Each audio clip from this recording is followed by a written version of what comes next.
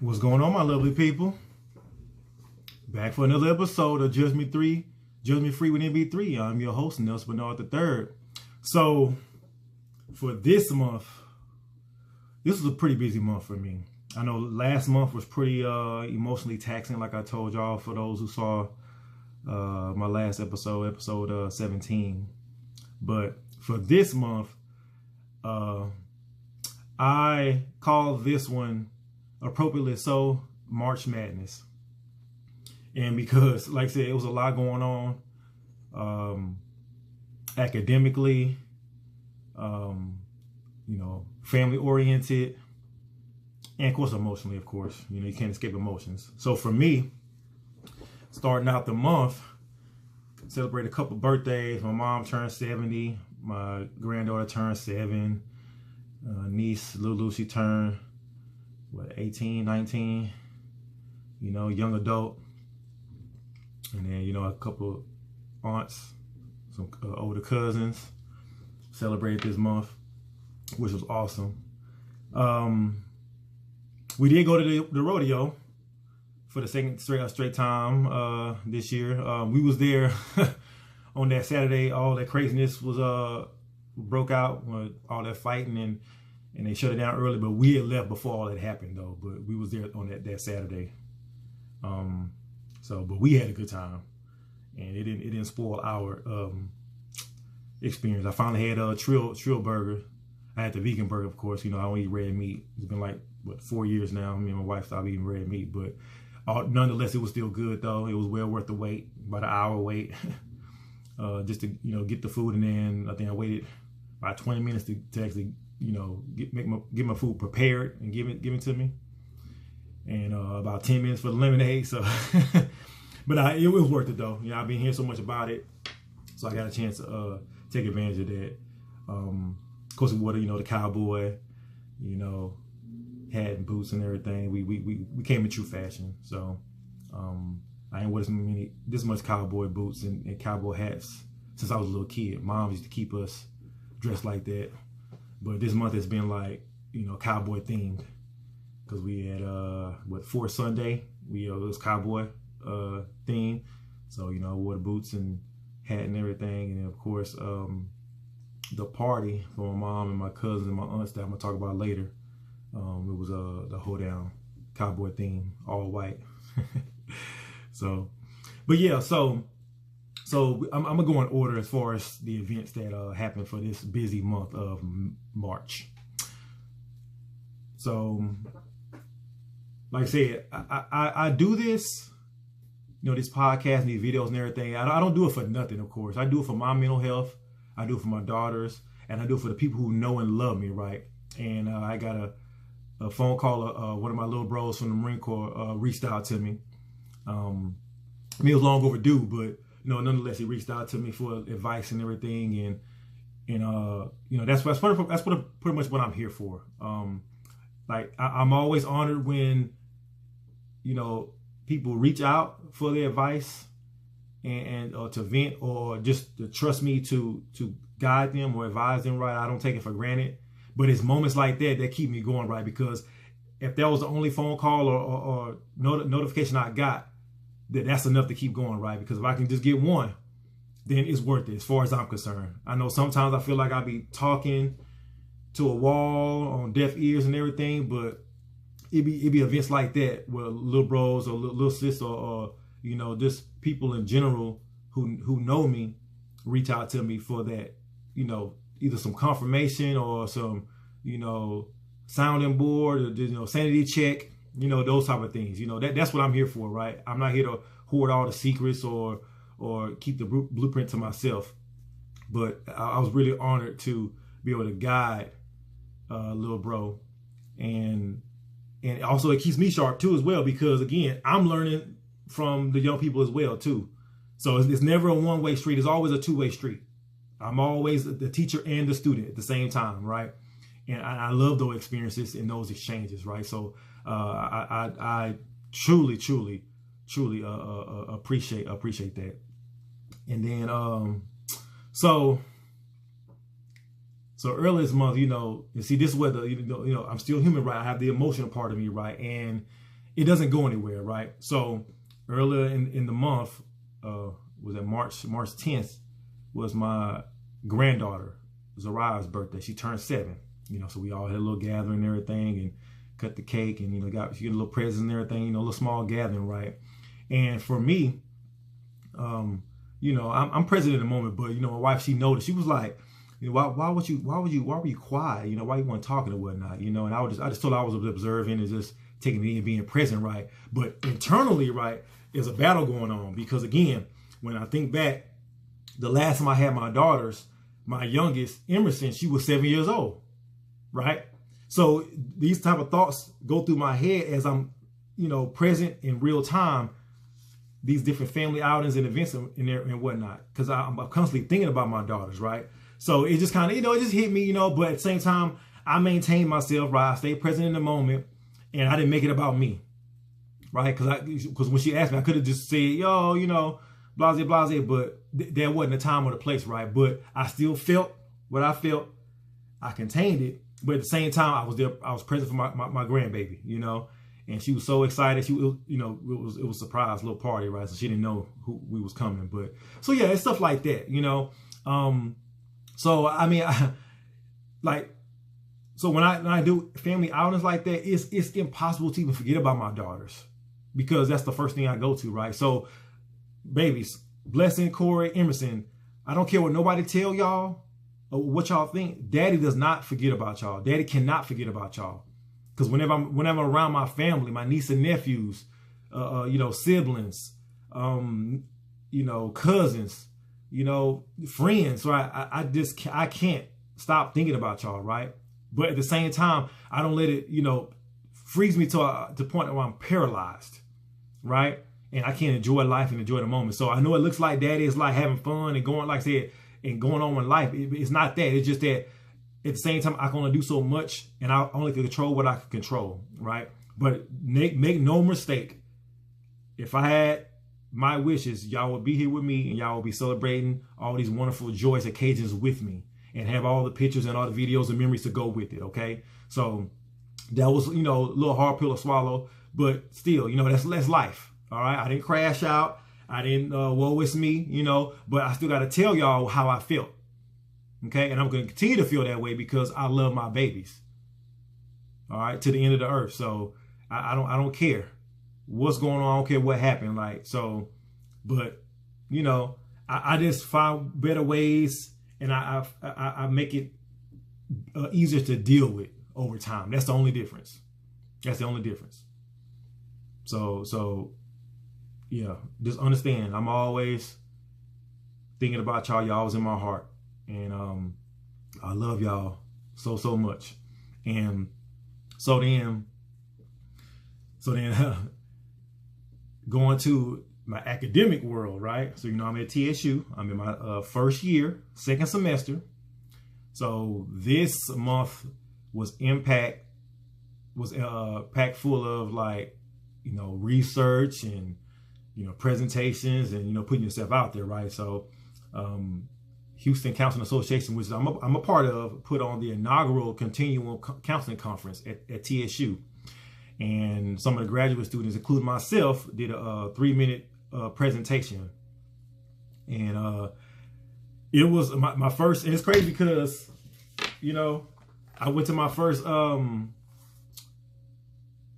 conference in November, and I was like, man, I ain't seen too many black male presenters, right? And then lo and behold, look, presenter at my second conference since I started school, right? Even though it was a small time, whatnot, but nonetheless still a presenter, right?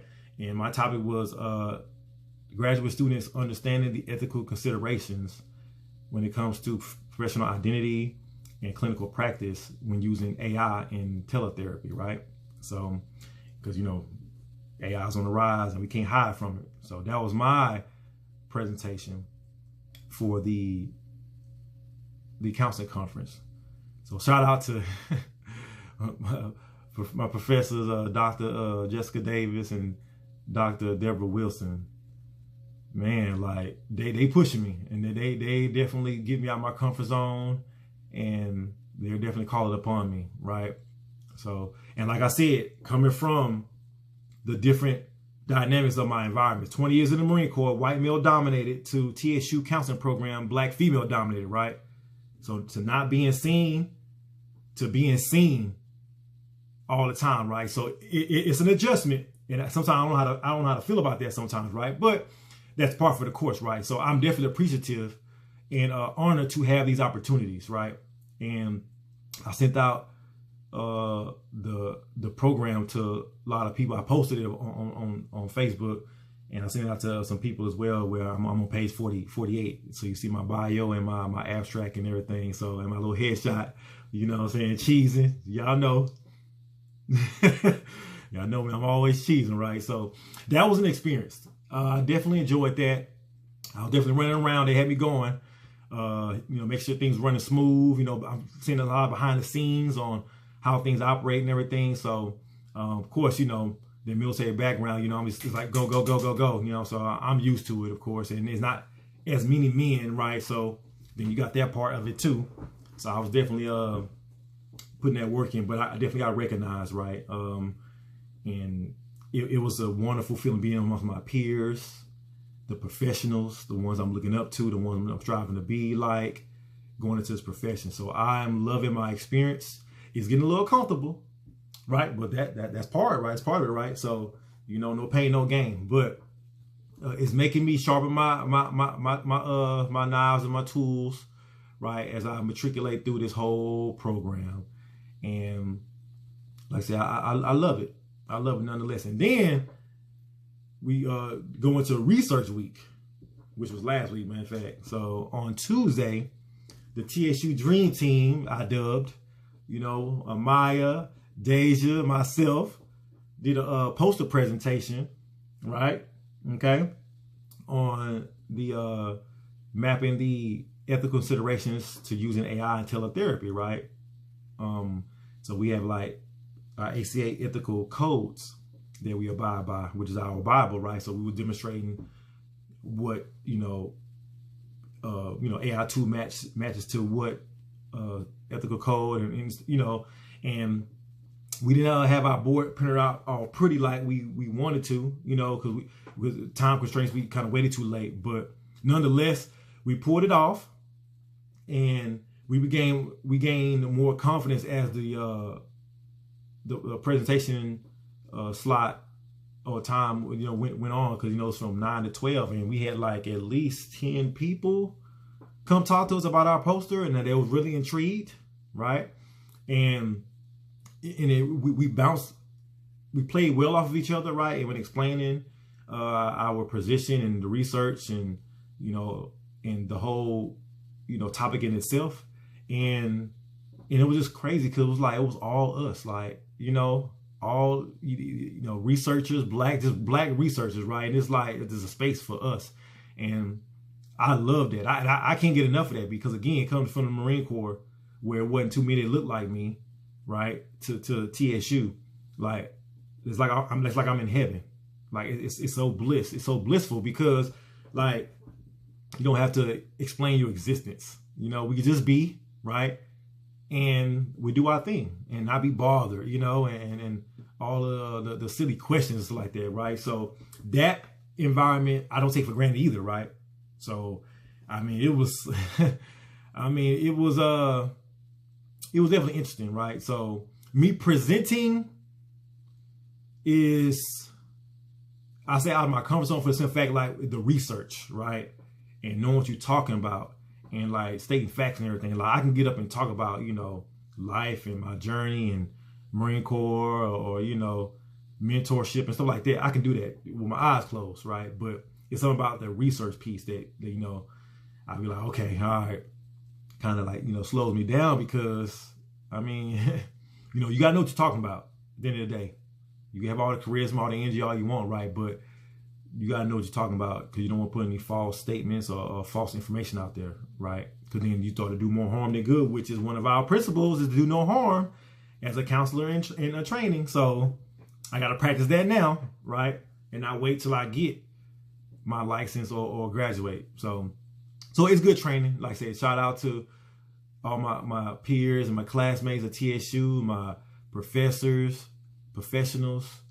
I got to see some of my favorite doctors at the counseling conference from the last conference at Texas Counseling Association in November. So, you know, you're starting to see the network and how small the circle really is when it comes to counseling professionals, right? So I'm starting to see that early on, and I'm networking early too as well. So definitely trying to, you know, get my foot in the door, because I really want to do this, y'all. I really want to do this and especially get to my black boys and young men. Like, really get to them, because when I look at them, I see me. Period, point blank. Ain't no way around it. Okay, so that was you know, definitely eventful. And I mean, the competition, it was competitions for the presentation, the 3M presentation and the poster presentation, but you know, I didn't win, but it's all about the experience though. And to show, okay, all right, Nelson, you definitely got to step it up, you know what I'm saying? Because watching my peers present, I was like, wow, you know what I'm saying? Like, I thought I was kind of semi-ready. Like, watching them go, it inspired me to want to be better, right? And that's what it's about, you know what I'm saying? Learn from any and everybody, right?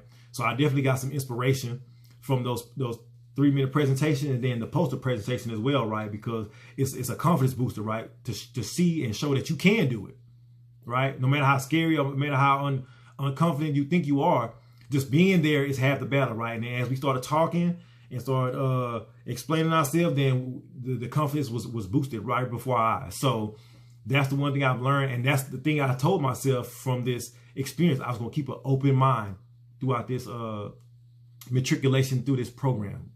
And that's what I'm doing. I'm holding my word. No matter how hesitant or scary it's starting to get or uncomfortable, I'm going to, you know, keep my word, because that's important for my growth, you know. And I know I can do better. I know I need to do better. I know I don't have it all. I know that. So I just stay with that mindset and stay humble, and just know I don't know too much anything, right? And I keep that mindset, and I'm willing to learn each and every day. So shout out to TSU. Semester's almost up, May 6th. So let's complete my first year soon, and we'll see what comes after this, right? Because I know they ain't done with me. I know I'm gonna be doing a lot more other stuff, right? So I'm just preparing myself mentally and just taking it one day at a time. Okay, so then, so the last event for this month was bananas. All right, so we waited to the end of the month to celebrate my mom, a couple of my aunts, and a couple of my cousins. You know, like a joint birthday celebration. It was like a cowboy theme hoedown, the all white type of event. So it was held at my house, right? And this was a special event for the simple fact that a lot of my family members, aunts, cousins on my mom's side came through and had a good time. And a lot of my cousins, my first, second cousins, some aunts, I ain't seen since 2019 from, you know, my cousin Pina funeral. I got her shirt on right now. That was the last time I seen a lot of my family members in person, right? So to see them pull up to the house, man, oh man, like I was I was through the roof, man, because like just to see them and with the hug on them and the love on them and take pictures and stuff and just fellowship, right? And just all and be together, right? And not be a funeral, right? That's the big thing, right? We were together and it wasn't a funeral, right? It was a celebration of life, birthdays, you know. So that was very, very special. I know that, you know, it came a long way because we in Cleveland, right? So, you know, everybody be teasing something we already in Africa or something like that, you know, depending on how long they got to drive, right? But I appreciate my cousins, man. Like, and you know, from my mama's side, it's women heavy, right? My life's been dominated by women, right? So most of my cousins are female, right? And I got mostly aunts, right? So, and that's what I'm used to my whole entire life, right? So, but yeah, I mean, they came and loved on me, and gave me some words of encouragement through my situation with my girls, because, you know, they watch my channel, and they discussed it with me, you know, surprisingly. So I was like, dang, you know, so that gave me life. So shout out to my cousins, man, my first cousin, second cousins, like, y'all don't even know, man, y'all gave me some life. I mean, even though y'all echo every other some things that every other woman in my life has said, right, about my daughters and fathers and daughters, and, you know, co-parenting and all that stuff, right? But nonetheless, for it to come from y'all, and we don't talk like that, we don't see each other like that was huge. Y'all really came through in the clutch, and I'll never forget that. Oh man. And of course, my Teresa, she did her thing, you know, decorating the house, the inside, outside, and then my wife baked them cakes, red velvet and cookies and cream. Man, them cakes was the first thing to go, y'all. She made 4 of them that day, right? They were gone. I barely got a scraps of cake, right? But again, she liked to, you know, do things from scratch and like to perfect things, right? So, but yeah, she didn't have to cook though, because they brought the food.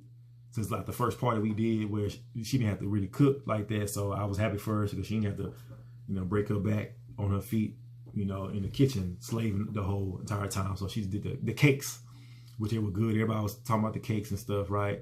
And then, yeah, we had the music going. We had the outside setting, inside setting, you know, and it was a nice day, right? So it wasn't too hot, too cold, too windy, right? So it was good. It was good. And of course I had my all white on, you know, outfit, you know, follow suit. And yeah, you see my siblings, you know, and just fellowshipping, right? Like, and it never get old, right? You know, it's no drama, no craziness, right? And that's the thing that we pride ourselves on. Whenever we throw something, have something at the house, you know it's gonna be a good time. Yeah, you might have came far, but it's gonna be worth it, because you're gonna get fed. You're gonna have your drinks. We're gonna have the music going. We had the little dance floor set up, right? So you can do all the boots on the ground and whatever else is out there, right? We had it all, okay? We got a big driveway, so parking is not an issue, right? So I mean, it's just, and the house is big, so you could spread out. We ain't on top of each other, right? So I'm glad my cousin was able to see the house, and, you know, got to experience the Bernard experience, you know, and hopefully we can do more and see more of each other as we get older, right? Before, you know, people start dying off and all these funerals and stuff and everything. So that's the goal. That's really the goal. We're getting older now. You know, kids having kids, you know. So yeah, man, it's just one of those things where yeah, it was good. It was good to be around family and not be a somber experience or a mood, right? Everybody was cheesing, happy, laughing, right? Took pictures. I mean, it was an impactful, eventful March. That's why I call it March Madness, right? Because it was just a lot going on, especially for me. I don't know about everybody else, but for me, it was very impactful. And I'm not sure what next month is gonna bring, but we definitely gonna if God willing, we're gonna live to see and find out, you know. And so, I mean, it's interesting how, like I said, as you go through life, and as you learn, and as you observe, you see things, and it's like, man, I wish I'd have known some of this stuff, you know, but life ain't designed that way, you know. And even at our church, Gospel Hill Baptist Church, right? Me and Robin, we get more involved. They calling on us more to you know, present and do speeches and stuff like that. So matter of fact, this yesterday on Sunday, you know, it was a Women's Month, a celebration appreciation month, right? So, you know, Robin did her presentation on some black women that she felt that fit, you know, that title, or that she wanted to talk about. And there's some people that, you know, people that ain't always talked about, you know, like the people that's, oh, I ain't know about that type of stuff, you know what I'm saying? So she shook it up a little bit, and then I was asked to do the virtuous woman recite the Versus Woman poem, right? Which I thought was fitting. I said in church, right? I thought it was fitting because, like I told y'all, my whole entire life has been dominated by women, surrounded by women, right? I didn't have too many male cousins. I don't have too many uncles, right? And I didn't have any male role models as I was matriculating through adolescence and adulthood and manhood, right? So I thought it was fitting that, you know, I did the poem before she did her presentation, and I brought her up, you know, and I was like, you know, I said the poem, and then I was like, without further ado, you know, my virtuous wife, Miss Robin Bernard, you know, so the church loved it, of course, and I'm good on the fly because I didn't know. I knew I was doing the poem, but I didn't know I was going before her, right? So I played it out in my head while I was standing there. I was like, okay, yeah, this is what I'm gonna do, right? So I put my little sauce on it, right? But I thought it was definitely fitting because I have a high respect for women. I love women. I know how to conduct myself around women. I know how to treat women. I know how to behave around women. Like, so that's just part of my DNA, right? I don't disrespect women. I don't call them out their names, right? I don't care what was being done to me, what they did, what they're capable of, right? So that's how I was raised, right? So to see my cousins, my aunts, they come to the house or on the phone, or on Facebook, on social media, right? And they pour into me and give me love, knowing what I'm going through and knowing what type of person, type of man I am, that speaks volumes. And I love y'all. Shout out to all my cousins, man. Like, all of y'all. Y'all hold me down. Y'all don't even know it. And I know y'all be praying for your boy. I know, because I ain't making this by myself. I already know this. I'm not going through all this by myself. So that's why I have high regard to the women in my life, because I know they don't play by me. And you can ask any of them, from the top to the bottom. They don't play by me. So I don't take that for granted, and I love and appreciate that, because, you know, it's not automatic, and they don't owe me nothing, kin or no kin, right? So I appreciate that. I appreciate that. I love y'all so much. But yeah, so that was my impactful March. Hopefully y'all had a good March. You know, we through the first quarter, right, of 2026 is going by, you know. So again, whatever you want to do, whatever you want to start or stop, the perfect time is now. Forget a resolution, forget my birthday, forget the holiday, forget all that. The perfect time is now. I always tell people the perfect time to start or do something or to change something up is now. Because there is no perfect time. There's going to be no perfect time to, like, I'm going to line it with this lineup. Like, nah, Now. And checking on your people, your friends, your strong friends, your weak friends, your rich friends, your poor friends, right? Your distant friends, your close friends. Check on people. Again, people are dropping like flies now. That's why I'm so geeked up that my cousins came to the party. Because I didn't have to wait till nobody else's funeral to see them. Right? So they took time out their day to travel however many miles to come fellowship with us. And I appreciate that. So we need to do more of that. Okay? People are getting sick. People are just, they're taking off the set. So like, let's get more intentional with loving on each other, visiting each other.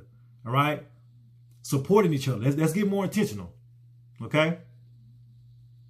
Because it's different when you can't give that love and support, right? And you're trying to, versus when you can and doesn't stop you, right? So I'm on both ends of the spectrum. I can't give the love to my daughters like I want to, but I have nieces, I have nephews, I have cousins, I have friends, I have stepdaughters, wife, you know. So there's no excuse not to give the love and not to be who I'm supposed to be, right? So the ones who can, the ones you can't get to them. Plain and simple. All right? So if you don't learn anything or take anything else from this video, take this. Don't wait. Pick the phone up, or text back, or show up. I'm the type of friend, I'm going to pull up. Especially back in the day, I'm just pulling up, knocking on the door. You know what I'm saying? That's me. So, but yeah, I appreciate y'all. Please like this video, share, subscribe, comment. Like I said, I ain't going nowhere. I ain't stopping. To my daughters, y'all know what it is, baby. I hope y'all watching these videos. Daddy love y'all. Daddy ain't going nowhere. I ain't stopping. And I'm gonna put a message in this video, in these videos, every single chance I get. So it is what it is. So, but like I said, but before I get up out of here, I gotta get my promotions. Y'all already know. Y'all already know what it is, okay? Supplement intellectualpower.net.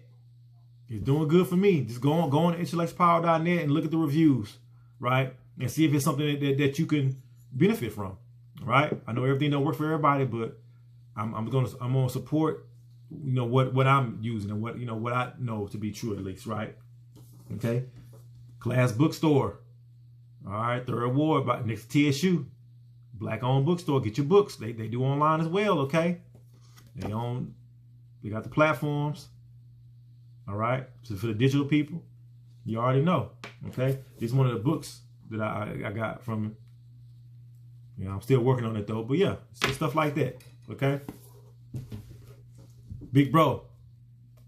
Zoe Williams. Let's get it. All right. MrZoeWilliams.com. Get these books. You got a bunch of them in this house. You're trying to get rid of them, trying to sell them, all right? Get this self-work in, all right? It's not gonna play with you, right? Only people who are serious. All right, because life ain't gonna play with you. And then big sis, Zaza Ali, you already know. Change your mind from lack to abundance. I stay ordering these books, these workbooks, and giving them out to people, right? And then for the ladies, I love this book, man. Keys of Womanhood. Everything a woman should know. I love it. So ZazaAli.com. Get the workbooks. She's holding it down. She's doing her thing, man. So I only promote things that I support, that I'm behind, that I know to be true, right? And yeah. So other than that, until next month, all right. Until next time, I love y'all for free. But just remember, I can help you, but I can't save you. All right? So until next time, y'all have a good one. Wow.